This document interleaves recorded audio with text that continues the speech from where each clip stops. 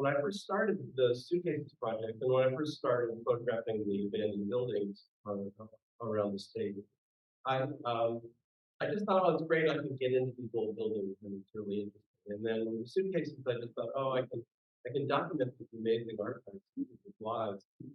And it wasn't until people started telling me, especially people who work in the mental health field, that my work is important to them because in a way it helps them destigmatize the idea of mental health. Because my photographs, as you see, and I hope you see, show that these were real human beings and they lived troubled and difficult lives at times, but they also came to a place like Willard and they had some sense of family and some sense of support. And when Willard closed in 1995, I talked to staff members whose job it was to relocate patients who lived here most of their adult lives. And people were very sad about it. So again, whenever you think about institutionalization, whenever you think about the idea of um, removing people from society to treat them for mental health issues, um, Willard, I think, was a pretty special thing. I use a lot of anecdotes when I talk about this project, things that I've experienced. Um, some of them have to do with my time here at Willard, and I I will say that I could be really wrong. I might be saying things that those of you who worked here and here disagree with, then you should let me know about that. So now comes just a little bit of history. I don't know, were any of you here for Fred Williams' talk a couple of weeks ago? So some of you probably heard of this. And I think for those of you who worked here, this might be old news for you, but bear with me.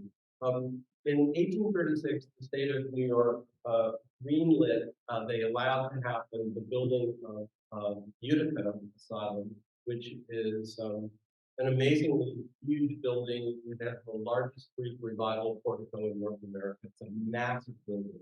The idea when they built Utica was that all you needed to do really was remove people from the stress and constraints of their troubled lives, give them a place to live that was pleasant and clean, and there were whole theories about the kind of building it should be, and the way air moved through it, and windows, common rooms, and so this idea was that this people who are troubled are just in bad situations. All you need to do is give them a respite from all that stuff.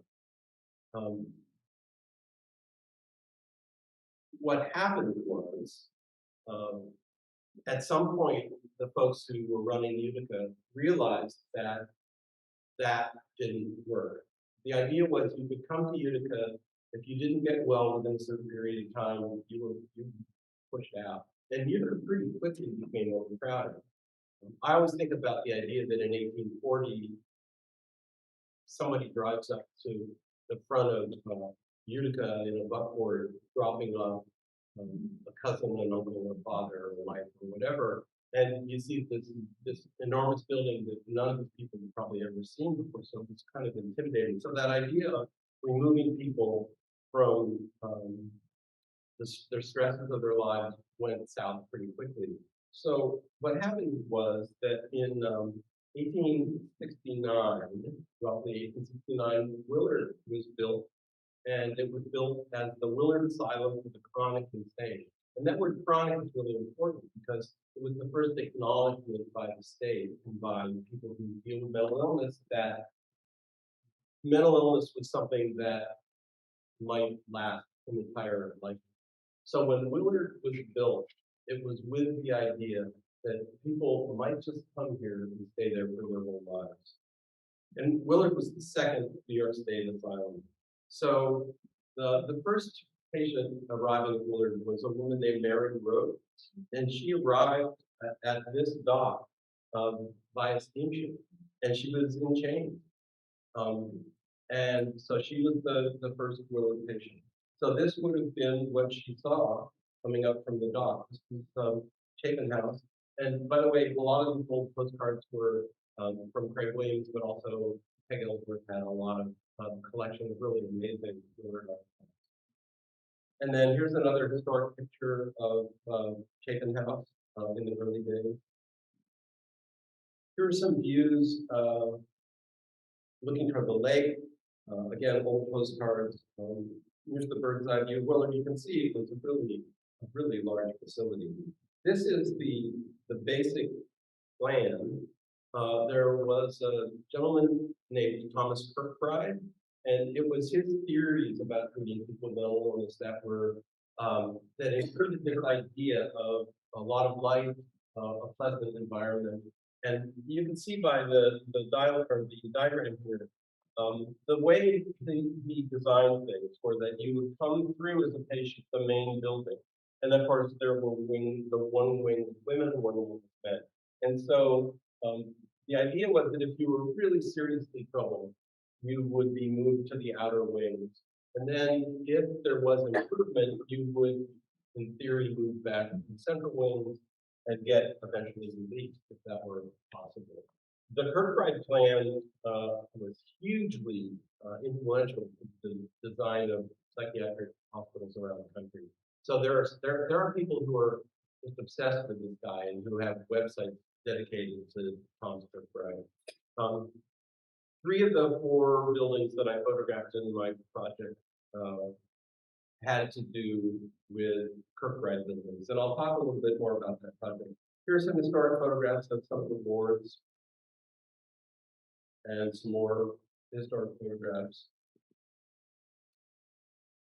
In the early 1980s, after Tanya showed me Willard, and I talked to you a little bit about how I was lucky enough to get approval to get inside to photograph, I got into the building, Chapin House, which was the primary building I was interested in getting into at the time. And it was a really amazing experience for me because I walked in the door with a friend of mine, Richard Piper, who is a photographer and a preservationist. And Piper acted as, he's a friend of mine, that he kind of came along to help carry my cameras. The one thing that Dr. Mastilli said was, there's no way this guy's going in the building just wandering on his own. So we had three Willard security guards with me, maybe someone in this room. What happened was, as I was walking around with my cameras, and at the beginning of the project, I had no idea what I was doing. So I had one camera for black and white. I had one camera for color slide film, and one larger camera on a tripod for color negative film to make big prints. And what would happen would be, I would be walking ahead of Piper and the guards, and Piper would all of a sudden stop in the doorway and turn around and start talking to them. They're nice guys, so they could talk to Piper, but that gave me the chance to just keep moving. So again, sorry for those of you who were maybe part of that. But I saw these, this is one of the first things I saw walking in the back door of Chapin House.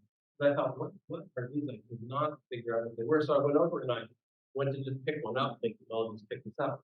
It weighed a ton. And so I asked the guards what they were, and they said, oh, the hardwood floors in Chapin House were regularly polished with paraffin.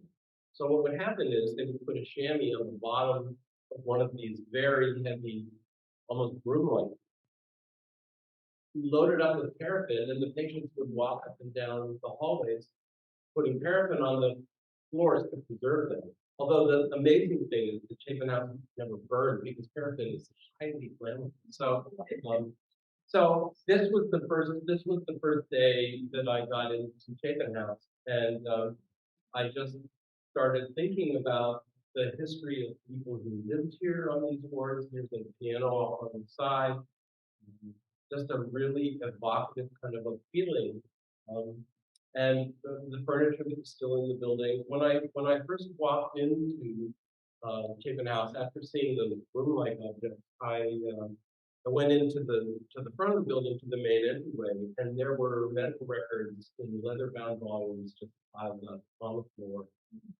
Fortunately, those records were safe and now are in the New York State Archives, and I'll talk about it later. But there were obviously these institutional bathrooms, institutional kitchens, just a lot of cleaning paint. What happened with Willard, and it happened in a lot of other institutions, were when these old historic buildings started to be abandoned by the state, the state didn't want to put any resources into them, so they would just literally turn off the heat, lock the door, turn off the electricity, and um, in many cases, not so much at Willard, but in many cases around the state, they would just build a brand new building right next to the old one, and then tear the old building down. So this is in the attic of Chapin House. This is one of the shower rooms. Now, these are some of the other buildings. This is Utica. So there were 4 buildings that I photographed for what resulted in the Silent Voices project. There was obviously Chapin House, then the Utica building, to which I had keys. So for a couple of years, I had keys to that 1838 Utica. There was a building in Buffalo, which is a very famous, architecturally very famous by this guy Richardson, who designed Monument. And then there was a building in Binghamton that was originally an inebriate asylum that became taken over by the state, became a hospital. The interesting thing about being in these buildings is that when the state walked away, they locked them up, they just left things. So, for example, Utica had a very well-known jazz band made up patients. There's a literary journal that came out of Utica that is amazing, that is short stories, poetry, writings by patients. I was just interested in things that were left behind, calendars on the wall that exhibited things, paintings in common rooms, different wards. The green that you see in a lot of these photographs is that basic state green that actually was thought to be calming and soothing. Again, the green. Utica was built really before electrification. So if you look above there, above the lamp, where the lamps would have been put in, there's a huge skylight. And then on the floor there, it's really kind of hard to see. But below that, there's another glass enclosure in the floor so that light would come down from the skylight to the level below. So it was really interesting. Some of these like this room, the floors were pretty unsafe, and I think there were times when I was in the probably should have been a lot more careful than I was. This is in Utica. This is the dog shop, and again treatment rooms. An odd difference in colors. The orange is kind of nice. Let me just check my notes here and see if there wasn't something I wanted to say. One of actually, there are a few things. This is an anecdote, but when I was in Utica, I met a woman who was a nurse in the nurse in the hospital before it closed, and she was taking me through some of the wings. And as we were walking down the hallway of a large wing, we were walking, she was on my left, and as we were walking down the hallway, she kind of nudged me out of the way. And then she just stopped and put her face in her hands. She said, "This is so weird. There used to be a patient who sat right there on this floor in that wing, who sat in a chair all day long, and if you walked too close to her, she would just lose it." And she said everyone walking down that hallway would walk around her to try to not set her off. And she said the weirdest thing is, this is an abandoned, you saw from this hallway, it's an abandoned building with nobody in here, no one's been in here for 10 years. And yet she still had that same memory of that. And it was so instinctive, and it just totally blew me away. But it also gave me this feeling of how people are connected, how the staff who work with Willard and the staff who work in these other hospitals had really strong emotional connections with a lot of the patients. So in 1995, many of you know this already, Willard was closed. And it was closed really for financial reasons. The state didn't want to continue pouring money into it. And so they consolidated a lot of state hospitals, and there was also the time of deinstitutionalization when the state was actively turning people out of hospitals and putting them into other hospitals or into family care, which was a program here in Willard where patients could be placed for a period of time outside of the hospital. Then where maybe they would come back, maybe they would be able to just transition back into their lives. So when Willard closed in 1995, one of the staff who was given the task of going through all of the buildings was Bev Corcoran. And Bev grew up here in Willard, and her parents worked at Willard, and she had a really strong connection to the place. And she once told me that when she was a little girl, she just thought she had a lot of grandmas because there would be women in their house who clearly had been patients at Willard, but who were in the family care program, who would leave the Willard grounds to come and live with Bev and her family for a while. And sometimes those women would end up back in the institution, and sometimes they would just move back into their regular lives. So Bev was really connected, and so she was given this job of going through all the buildings to determine what should be saved, what should be thrown away, what should be repurposed for other institutions. And so she she had the keys to the entire place. So she put a key in that door, which is in the attic of the sheltered workshop. And she said she opened the door and saw a collection of suitcases and racks. And she said she felt a whoosh of energy come over her. And she just knew right away that this was something that was very important. And so she went in and she saw that these were suitcases that belonged to the patient who had died at Willard and who had whose families chose not to come and reclaim their objects. And what happened was, if you were a patient at Willard and you died there, the state gave you two options. You could either come to Willard and pick up your relatives' belongings, or the state would ship them to you COD, so you would have to pay for them.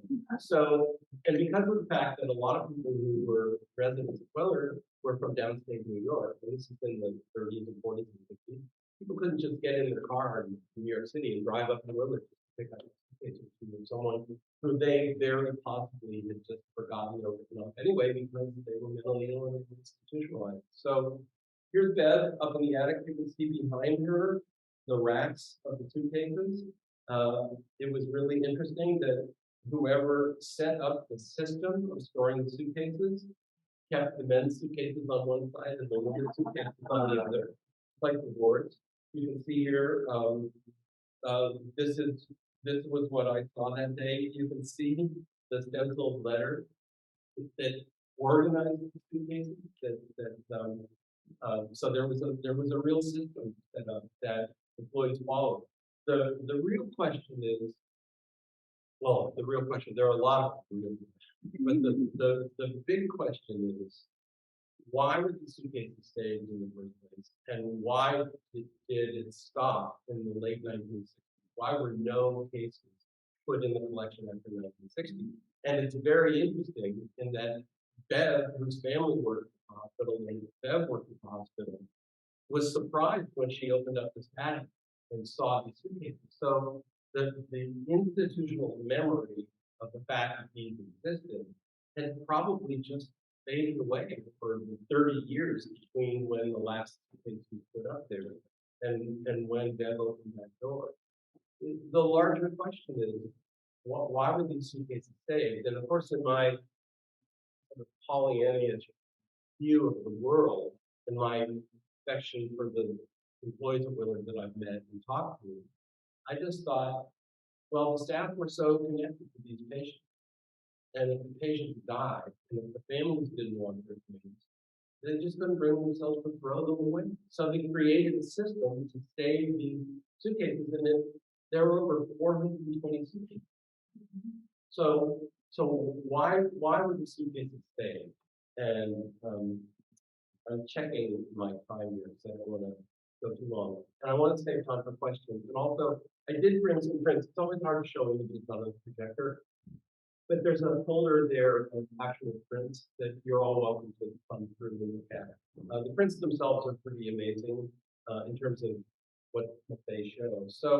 Um, so again, why would we say if any number of things hadn't happened, these photographs wouldn't exist. So for example, if staff hadn't saved the suitcase, if Bev Courtright hadn't felt this emotional connection to these things that were been in there for 30 years, if Craig Williams had not been on the grounds collecting other artifacts from Willard that would go back to the State Museum, when Craig told the State Museum that he wanted to bring the collection back, he was told, just pick 10 and throw the rest away. And Craig totally ignored that. He went out to Albany, he got a truck, and he drove back, and he picked up all 422. So, if at the time the State Museum had not decided to catalog and conserve the objects, I would have never seen these photographs. The rest of the world would have never seen the collection. So many things could have not happened to make this whole thing invisible to the rest of the world. Craig got me permission in 2011 to photograph a few of the cases.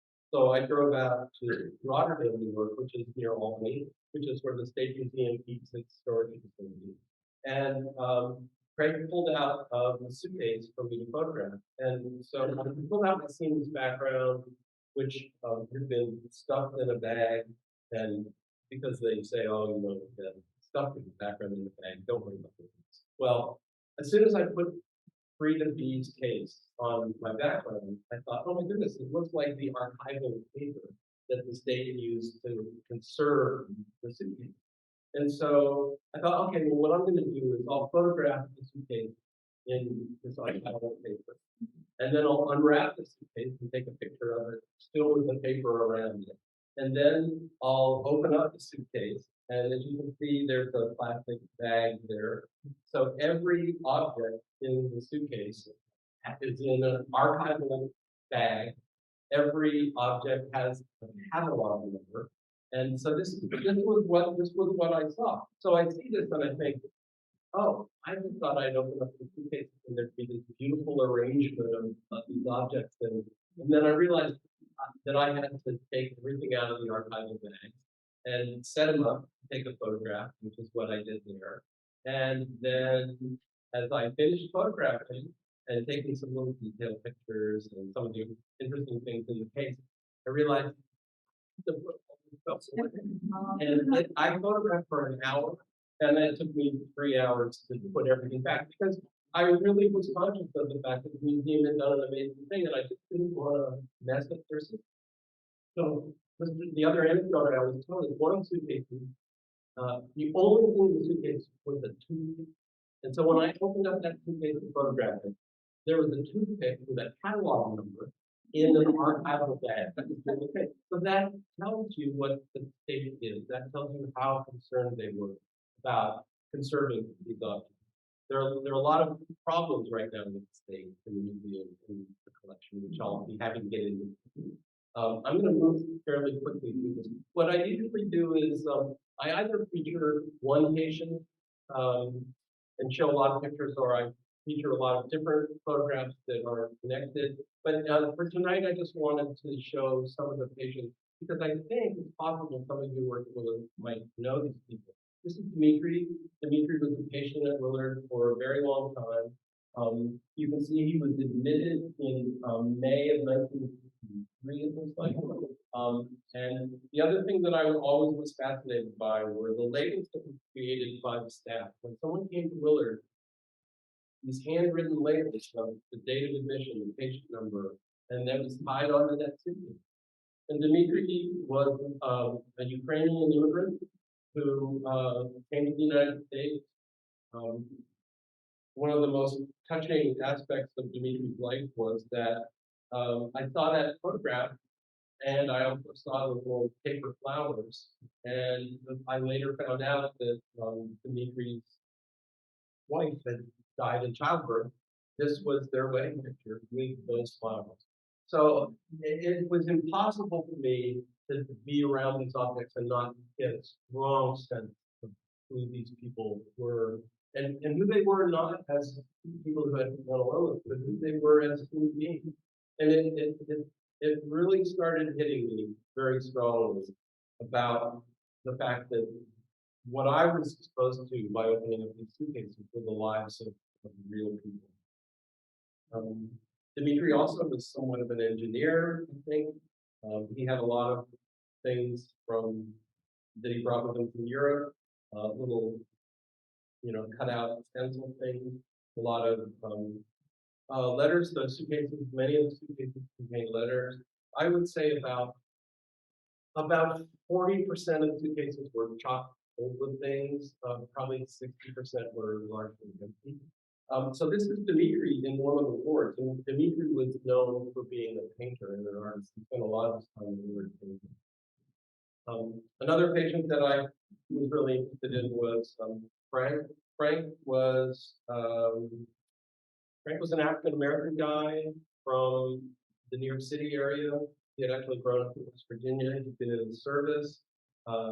Frank, the story that I had heard, again, this is anecdotal, but I heard from someone who had seen his records, was that he was eating in a diner in New York City.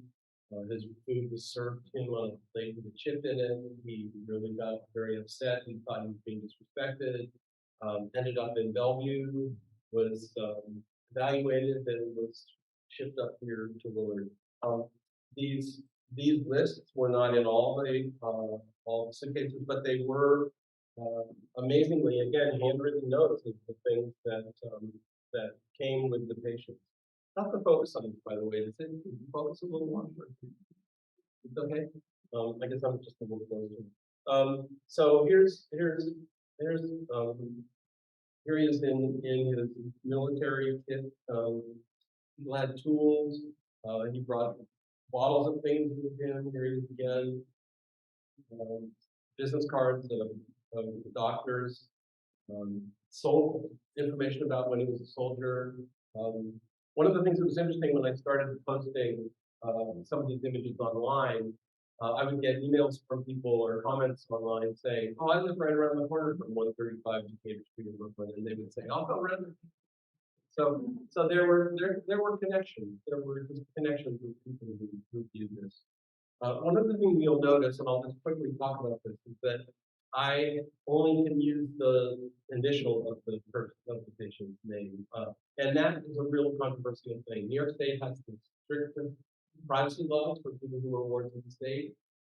The irony is that if you go to the federal census, you can do a search for Frank Combs, which is his real name, and his name will be in the federal census, his full name. So I've been told by the Office of Mental Health that I'm absolutely not allowed to use their full name. I'm only somewhat careful about it. I'm contacted all of the time by people who had relatives who were saying, "Here's my relative's name. Do you have a suitcase in the collection? Do you have any information about it?" I tried contacting the New York State Office of Health. They won't give me any information. So in a way, I've become a bit of a conduit for people, but there isn't much I can say. The cemetery is a whole other story. People are buried in the cemetery with no grave markers except metal, brass plaques, or some of the old vertical cast iron plaques. But again, more information about his life, just interesting, weird things, and toy gun. Here are pictures of Frank. You can see this is him. You can see other of his friends in New York City. Really kind of a Bible. His military uniform was completely clean and neat. Things were folded. Just really was interested in his gloves, which were clearly used. His tie was not a vintage shirt. I was really careful when I set up the photographs, in that I would photograph the case again, and then I would photograph it without the paper, then I would photograph what was in it, and then I would move in. So I tried never, once I set this picture up, I tried never to move anything, to rearrange it. I always tried to just photograph what I saw. There he is again.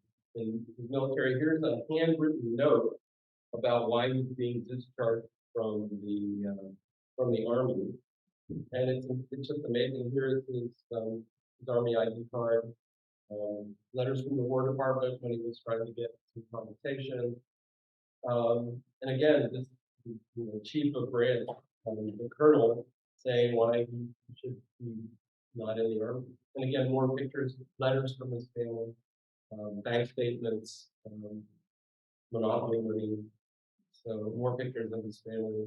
This is a case that I found particularly interesting because Charles F. was a Jewish guy in Willard. There were a lot of Jewish people here. Um, there was the Jewish dentist here. There was a rabbi from Geneva who came down to take care of the needs of the Jewish folks. But again, Charles came with some really interesting objects that were just mundane, everyday objects, but also he came with his books and his talit, his prayer shawl, and again, pictures of himself. Um, just really an incredible collection of his life and his thoughts. Um, and again, just I was really fascinated by details of what I saw, including I think this is just a really powerful picture of what we covered. Shows his faith and also shows he was still practicing.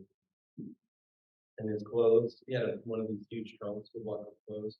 It's 7:45. I'm going to start moving through fairly quickly um, because I don't want to. I know it's warm, and I think some of you might have questions. Here, Charles was naturalization papers when he became a citizen. Little notes that I found interesting that were either written here or somewhere else. And again, I'm sorry to move through these quickly. I tend to get going and talking, so I don't want to go too long. Another clothing list. Hey, there's the toothpaste. And well, not last, but Lawrence Mosley was the grave digger. Lawrence lived down on the grounds of the cemetery in the warm months of the year. Lawrence pretty much dug just about every grave in the cemetery for over a period of 40 years. I was told that Lawrence at one point was asking the state for compensation because he'd been doing all this work, and of course, when the state said, there was a real fight to put up the monument in the cemetery to Lawrence when a local group of people decided they wanted to honor him for digging all those graves. They state found out about it and said, "You can't use his name. You can't put his name on a plaque. But he was a patient of Willard, and we're protecting privacy." And so they fought that and fought that. Somehow, our correspondent with the New York Times heard about it, wrote an article that basically shamed the state. The state then decided they didn't want to look so mean and stupid. And what they did was, they said that they found a distant relative of Lawrence who gave permission, and that distant relative came out, I think, from South Dakota for the ceremony that honored Lawrence when the plaque was unveiled. And by all accounts, it seems unlikely that Lawrence actually had living relatives. He was an immigrant. He came here alone. He had a head injury early on in the United States. He never married. He never had any children. So I really believe that the state is trying to cover themselves. They went on to Ancestry.com. They found someone with a similar background that might have had the name Mocha, M-O-C-H-A, in the background, but no one really knows. Here's a shot of the one of the grave markers. Here's one of the cast iron ones. There's still a few of those around. For those of you who have never been up to the cemetery, I would say please go. It's just an amazingly remarkable place. Over 5,000 people are buried up there in the marked graves. The fields aren't really mowed anymore by the state. The prison closed and the state walked away from it. But what's really interesting is that in the end of the winter time, when the snow starts melting and you go there before the plants and grass start growing up, you can really see little indentations that are on the graves that Lawrence might have done. Just quickly, I wanted to show this because some of you might have actually written some of these records. Every patient record from Willard, starting in the 1860s, is in the New York State Archives. And it's very difficult to get access. This is Dr. Karen Miller. She's a psychiatrist. I've been working with her from the very beginning of the project. Karen got access because she's an MD and a psychiatrist.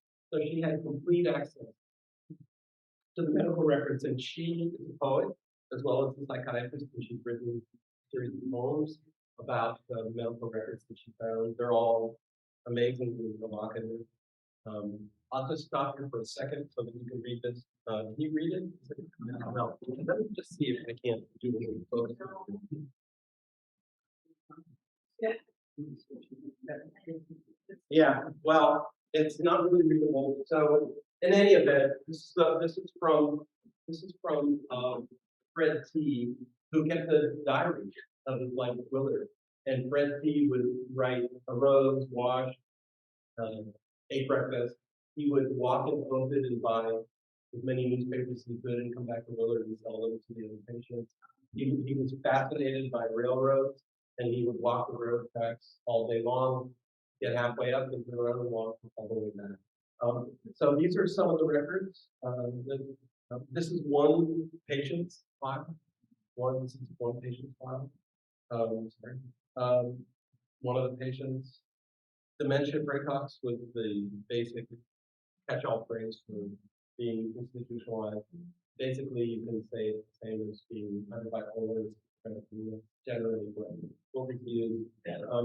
But again, the notes, the patient notes are remarkable in the archives. Interviews with the patient, what their lives were like, readmittance forms, medication. You can see, this was explained to me by Peg Ellsworth, that on the right, I don't know if you can read it, but it says mineral oil, mineral oil, mineral oil, mineral oil. And what happens is a lot of the antipsychotic drugs are very constipating.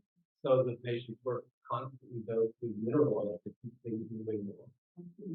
And again, nurses' records, if you were on the ward, you kept track of everything. And more notes, letters to the family. Sorry, I'm blasting through this, but it gives you an idea of what is going on. Again, more notes of people who were admitted and why they were admitted. Voluntary applications for admission. A lot of people were photographed. The pictures are, I find, very moving of the patients. Interviews with the patient. Peg remembers this guy.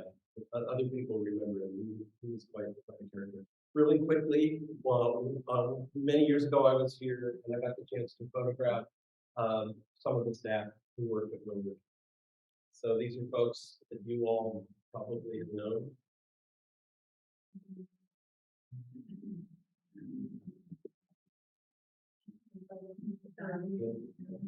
Yeah.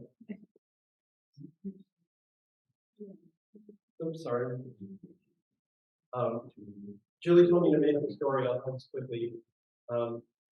She said that she went to nursing school here at Willard, and she graduated, and she was very idealistic, and she was gently teased by the older nurses because her approach was, I can really help these people. I'm really going to change their lives. And they were like, oh, well, we've been here a long time, and it's kind of hard to change lives of people who are really serious.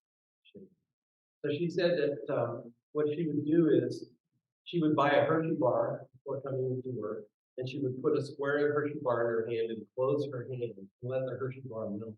And then she would go to patients who were bedridden all the time, and she would dip her finger into the chocolate and put it on their lips because she said, "Who doesn't like chocolate?" So that was Julie's approach to how to do her job.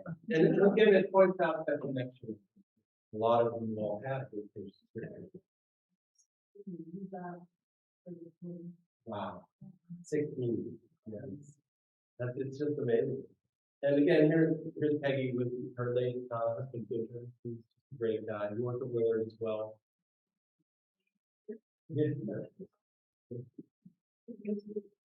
And there's Peg again.